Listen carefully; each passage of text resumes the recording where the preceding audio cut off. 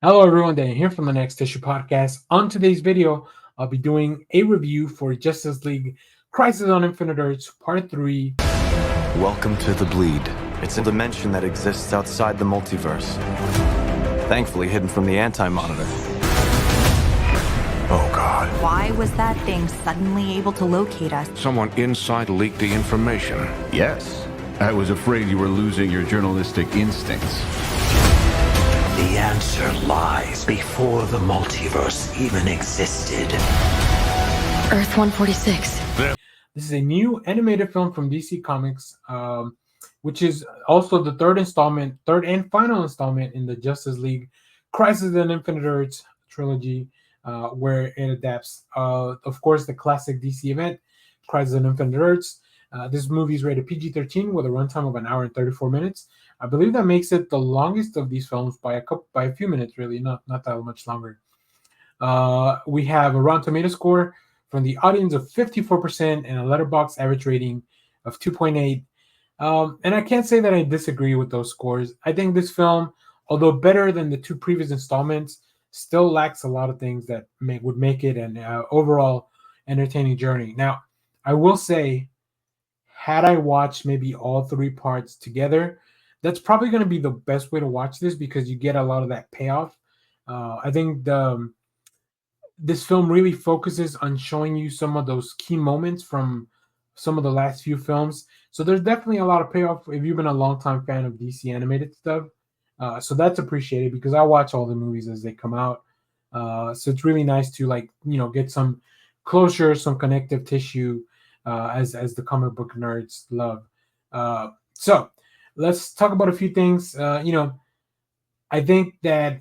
Oh, let me give you a quick synopsis for this actually before we get into it. So now fully revealed as the ultimate threat to existence, the antimatter wages an unrelenting attack on the surviving Earths that struggle for survival in a pocket universe. One by one, these worlds and all their inhabitants are vaporized and eliminated from the multiverse. On the planets that remain, even time itself is shattered, and heroes from both the past and the future join the Justice League and the ragtag group of allies against the epitome of evil.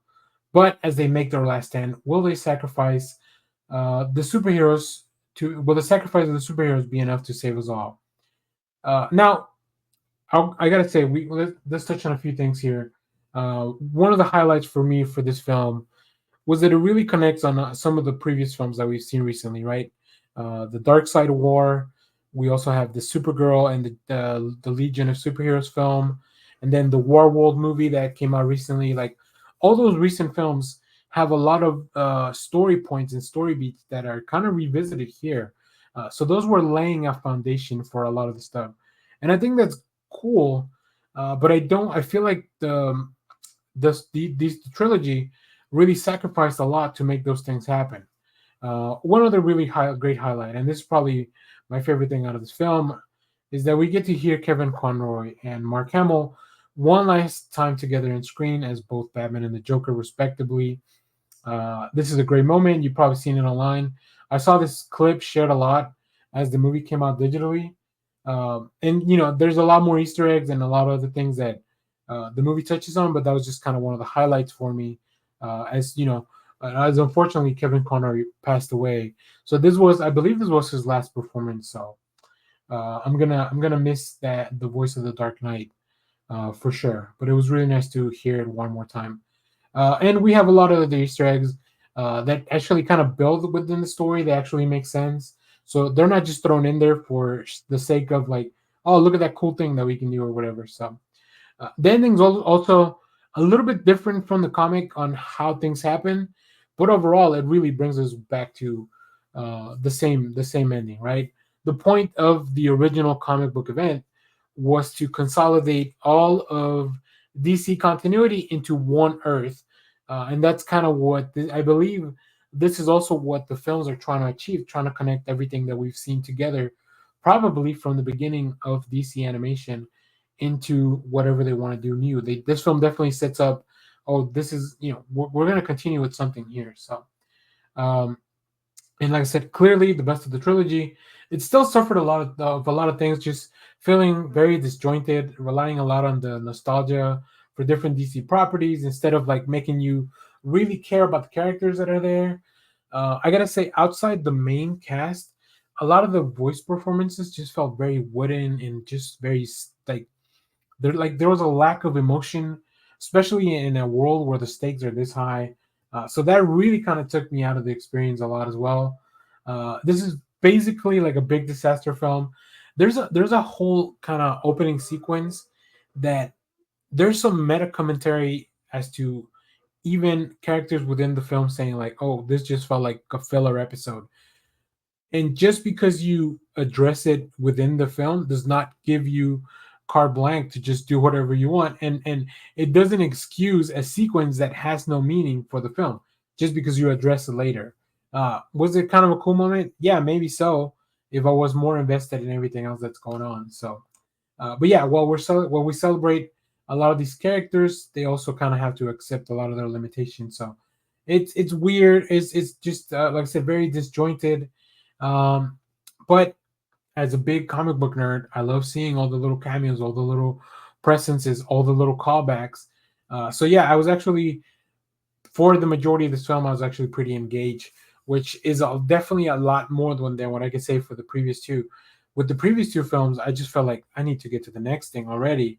Whereas with this, I was like, okay, this is getting interesting. We're getting like, big fight, big things are about to happen. Answering a lot of the questions that we might have had for maybe years even. So yeah, it's a whole mixed bag. But I gotta say, if you've seen the previous two films, you owe it to yourself to kind of watch this and finish the journey. I also will say, I recommend just wait until you watch this on HBO Max once you can watch all three parts. I oddly enough, I feel like this would probably work a lot better if you watch everything, maybe even not back to back, but just like within the same few days, right?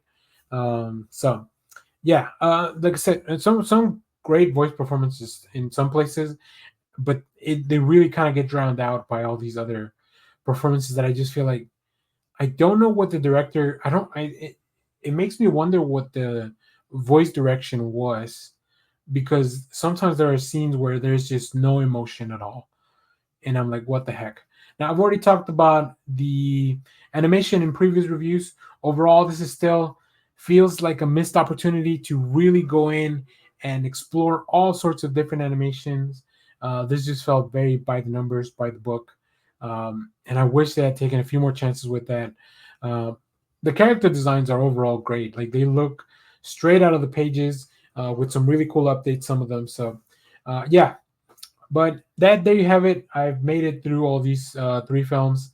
So maybe you don't have to if you don't want to. But like I said, if you've already seen all the first two parts, I recommend you might as well at least check it out. So now, if you have seen this film, let me know. What did you think about it down in the comments?